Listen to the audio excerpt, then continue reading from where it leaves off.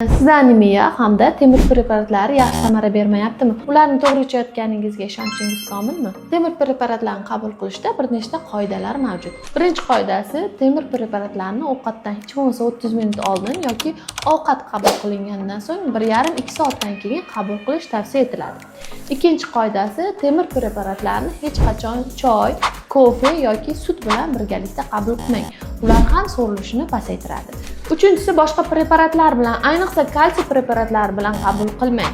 To'rtinchisi, temir preparatlarini har qanday dozada kuniga 2 ta yoki 3 tadan qabul qilganingizda ham kuniga bor yo'g'i 3 mg temir so'riladi. Shunday ekan, sizga kuniga bir mahal temir qabul qilish tavsiya etiladi. Agar sizda ushbu qoidalarga rioya qilganda ham gemoglobin ko'tarilishi kuzatilmasa, unda tomir ichiga shifokor nazorati ostida qabul qilish tavsiya etiladi. Hozirgi kunda mushak orasiga temir preparatlarni qabul qilish tavsiya etilmaydi, chunki birinchidan uni so'rilishi juda ham kam, ikkinchidan inyeksiya qilingan joyda infiltrat yoki abseslar chaqirish ehtimolligi yuqoriligi bilan farq qiladi.